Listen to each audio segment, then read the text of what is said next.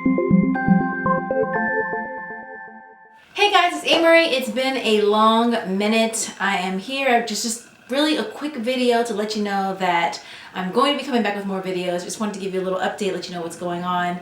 If you haven't been on my gram, then you would not know that I just recently had a baby. And I actually wanted to do a video while I was pregnant because I was like, oh, that'd be really cool to have like that memory, and you know, that didn't happen. I don't even know why it didn't happen. It's just well, no, I do know why. There was a lot going on. So I just had a baby. My baby was born on May 15th. His name is River. Well, maybe I'll put a little picture here. You can go to my gram and see the picture too. It's at Ameriie. But yeah, so that's a huge life change. Let me know if you want to hear more about that, because I was thinking about like telling my birth story. I had a C-section. It's because I had a previous myomectomy.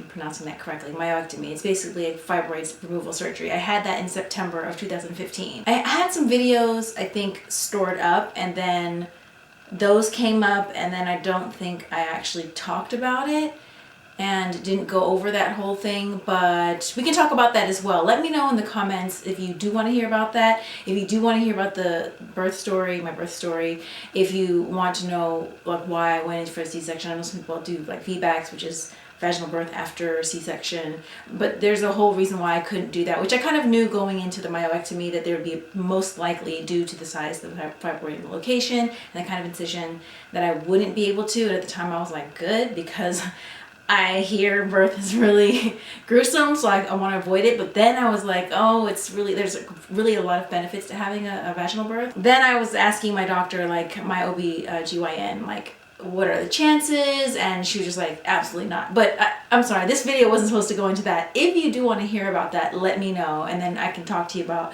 my birth story, and then also like how it relates to the myomectomy, also recovering from a C-section and all of that. It's been about 6 weeks now, and it was the first. It was pretty much, I keep going back to the thing that I said I wasn't going to talk about yet. But basically I'm feeling pretty good. Can't do too much stuff yet, like too much heavy lifting, but I'm definitely recovering a lot easier than the first time around, which was the myomectomy. It's very similar but different. My OB/GYN said actually that was more of a difficult surgery. It takes longer and everything. But anyway, so let me know. Yes, for the millionth time, let me know if you do want to hear about my birth story and the C-section, if you want any tips on recovering from a C-section, and just more of the things that you want to hear about in the channel moving forward. I wanted to definitely get back and film more, but because I knew the baby was coming, there was a lot to finish. So in the meantime, while we were preggers, I finished recording my album, which is about to be mixed and mastered. I'm really, really, really excited to share it with you guys. I'm so proud of it. Sonically it's very cohesive, and there's a certain vibe, and I actually recorded it mostly when I was pregnant too. Actually, no, I recorded a lot of songs when I wasn't pregnant, but those songs didn't even end up making the album. So the songs that ended up making the album, all of those were recorded when I was pregnant. And I also finished revising my adult novel, almost finished, sorry. Very close to being finished, but there's like one more revision that I have to do. And I finished the first draft of a YA SFF. It's a sci-fi fantasy blend. I'll show it to you. It's pretty thick.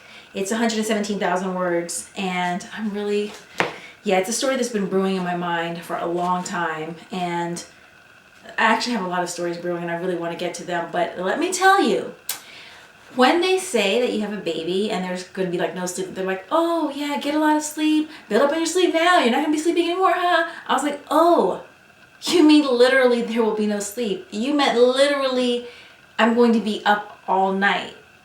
So yeah, it's been sleepless nights, and I'm breastfeeding and also expressing milk. So that means you have to be careful. You can't just give the baby a bottle of breast milk, because that means that your breast then will register as a misfeeding. There's all this stuff that goes into that. Let me know if you want to talk about that too. Right now he's cluster feeding, which basically means instead of the 2 to 3 hours, he's just like 30 minutes. Yeah, I'm hungry again. Then an hour and a half. Oh, I'm hungry. And 15 minutes after that, oh, I think I want some comfort nursing. You just don't know. So yeah, I was supposed to record this video a long time ago, like earlier today, and I'm just able to get it to it now, and it's like almost 9 o'clock. This was not the plan, but apparently that's just what's happening right now. That's another thing. I've really had to just relax. It's forced me to take a step back. I'm one of those people, it's really, really hard for me to not be productive and working on my goals and all of that. And it was really, really hard in the first like week or two. It was like super difficult, and I was just like feeling down on myself because I wasn't able to get to the things I wanted to get to. And I just kind of had to just say, look, there's other things you can do, but just give yourself this time. Plus I didn't want to miss my time with him. I didn't want to just like look up, and he grows so fast. Like newborns grow so quickly. I'm gonna put this down because this is really, really heavy.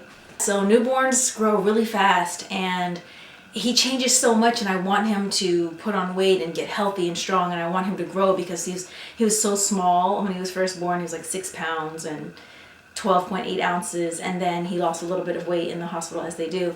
And so I was just like, oh, gain weight. But then as he's been growing, I'm like, oh no, it's happening so quickly. Did I take enough pictures? Like all these things. It forced me to, I don't want to say slow down. It forced me to just chill and be in the moment. Look at this as a vacation from, I don't like to use the word work. I think we talked about that before.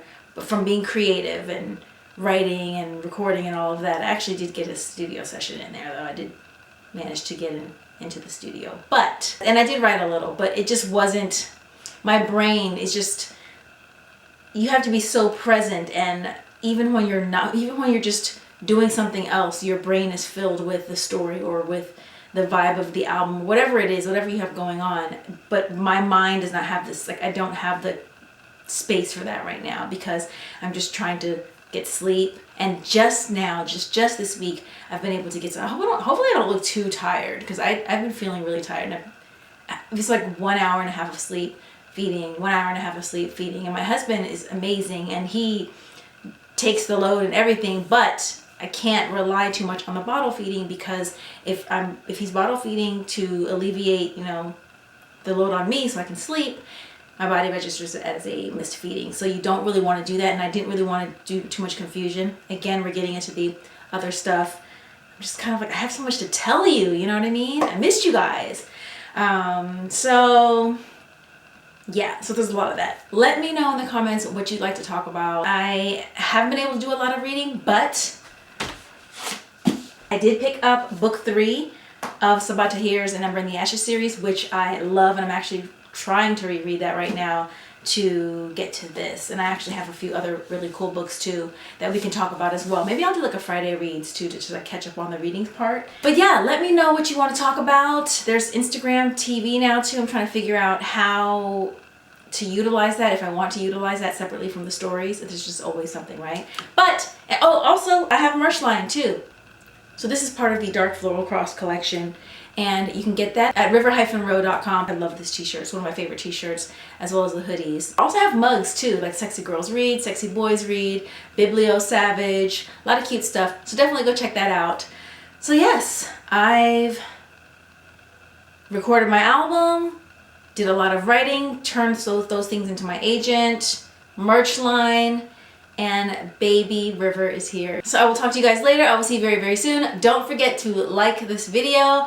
I know it was kind of like more of an update, kind of all over the place video, but you can still like it if you want. And don't forget to subscribe, and let me know in the comments below what you'd like to talk about. If you're interested in hearing the birth story, things about myectomies, fibroid surgery removals, how my C-section went. I almost had a panic attack, by the way. I was so prepared, but then we'll go into that too if you want to hear about it. And yeah, it was awesome. So, and about motherhood, early motherhood, because there's a lot. It's still surreal to me. It's like I still can't believe it.